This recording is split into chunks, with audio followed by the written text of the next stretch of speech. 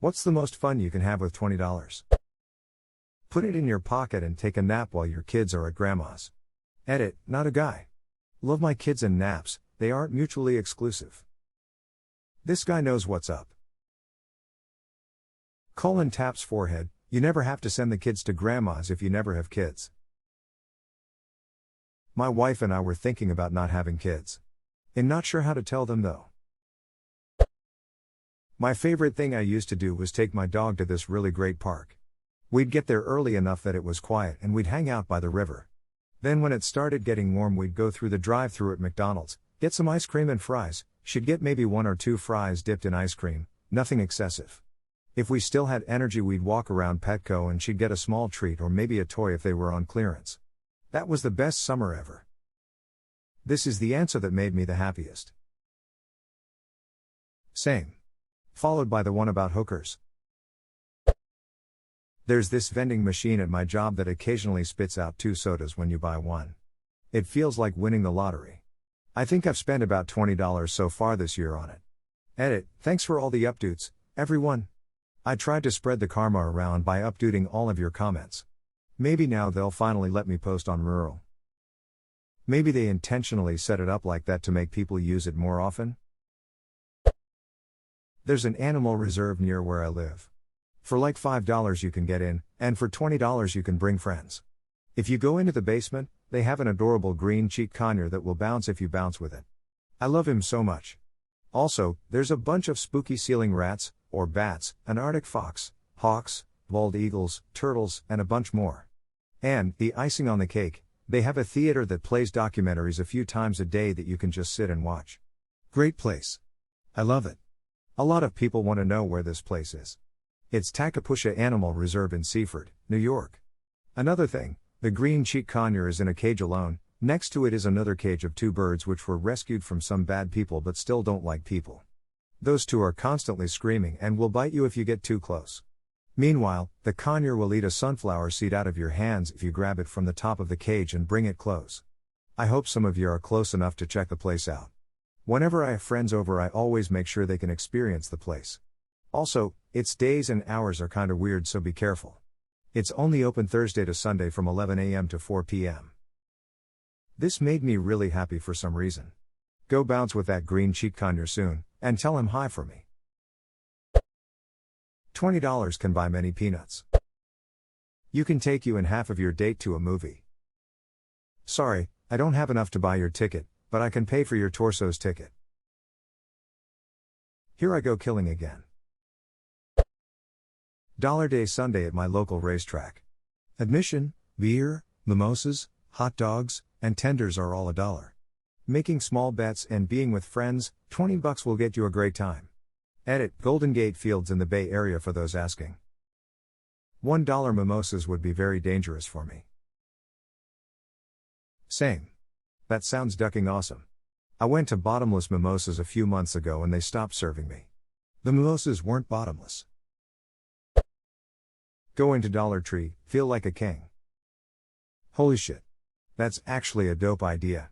5 containers for leftovers, 2 boxes of movie theater candy, a bag of decorative marbles, a box of crayons and a coloring book, a lip gloss, a pregnancy test, and a Thanksgiving turkey yard decoration. If it was 7-year-old me then there'd be 20 bags of marbles just to flex on my siblings. Too bad dollar store marbles all look the same. Sort of takes the fun out of playing marbles. Lol, let's be honest, whoa, the duck ever actually played marbles? I mean the actual game with rules. Obviously everyone had marbles, I had a fucking shit ton but fuck me if I knew the rules to any actual game. I just made a mess with them or kept them in their sack. Really? We absolutely played the game in primary school. Find a reasonably flat surface, place a handful of marbles in the center, then take turns trying to bowl them out of bounds. Any marble you knock out, you get to keep. You had to put the bowling marble on the edge of the circle then flick it, so deciding whether to use a large one, left your fingernail bruised after a few rounds, or a small one, barely budged the marbles in the center, was a big deal. Of course ring is a generous word for whatever approximately flat space we could claim. Games had to be quick too, both because teachers came down hard on the keeps games and because we had to go home to class run away from the catch and kiss boik. That was in the 90s. I'd feel old, but my niece and nephew play with Oshis and it's surprisingly similar. My primary school had marbles month in March. You were only allowed to play marbles during March, but everyone played for keeps, and the big marbles and the pretty marbles were like gold. I'm pretty sure that restricting marbles to March was the only reason anybody played marbles at all. Chuck E. Cheese and their 1 token per game policy. These days it's a play card where you can buy 30 minutes of unlimited gameplay for $10. Boy, do I feel old. Oof. In Vegas about Jesus, a decade ago, there was a place called GameWorks. $20 got you a card that played all the games for like 6 hours infinitely, no games with prizes though, because yeah duh. Was ducking amazing, best arcade experience I had in my entire life. Honestly did the entire tourist bullshit thing in Vegas and probably my favorite thing was that bloody arcade. I went there in my city every year for my birthday. One year, my sister surprised me at GameWorks for my birthday by coming home from college. That was the same night my mom surprised us by telling us she had cancer. GameWorks closed later that year. What a ducking roller coaster. My mom lived, BTW. Your mom told you she had cancer on your birthday? I mean, my sisters were in for just a couple of days and she waited until 12:01 a.m. to tell us, so. Yeah, not the best planning, but you can't really expect too much tact when dropping cancer on your family. It was aggressive enough that her doctor was planning to amputate her arm in 5 days and one of my sisters used her contacts in the medical field to find an alternative solution. In the end, my mom only lost one tricep. All's well that ends well. Having most of an arm is way better than no arm. I know, at some point I'd probably prefer one of those kick-ass cybernetic arms over a severely limited and possibly painful biological one. Tie it to a thin thread and lay it on the ground. When someone tries to grab it, pull the thread. I did this once in an amusement park with a fake 20 when I was like 13. It was legitimately one of my favorite memories. Imagine having such a wealth of memories that you can claim a best one. Does your memory not work? Some of us only have RAM. Some of us only have WAM. Some of us only have WAM. Buy some ingredients and bake a dump cake, some hot cocoa and rent a movie. Alternatively, buy a shitload of popcorn kernels, some chocolate, some salt and some sugar. Make 1 batch of salted chocolate popcorn, 1 batch of caramel popcorn.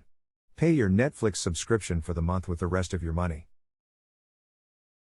Alternatively, get a shitload of chips and buy 2 liters of kvass, use torrent and you'll end up with $10 to spare. Save money, steal. That should be a Click Holy Onion article, the #1 way to save money that businesses don't want you to know, theft. Get 2,000 pennies in a bowl, and chuck them all into one of those wish fountains.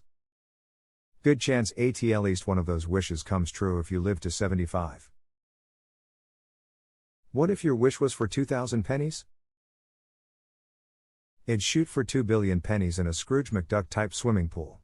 Or perhaps something reminiscent of the Krabby Patty vault. Pennies go straight to your thighs, you know. Was gonna go out to town with the boys one night, ended up just going to the supermarket to grab a couple of crates and a pizza each.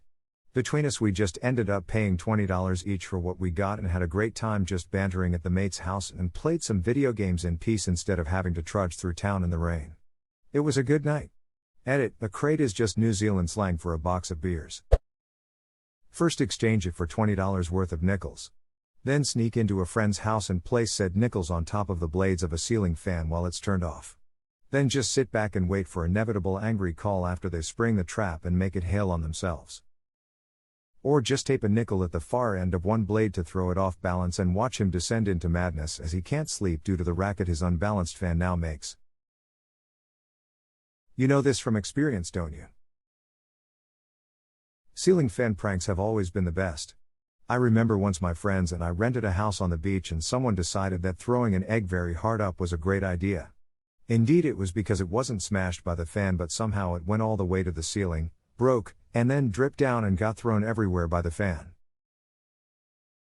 If you want another creative good prank, but one of those bug assault guns, you fill them with table salt and use them to shoot down flies. They work really well actually, as a gift for your friend. Fill with glitter and then just have the top layer be salt. Wait,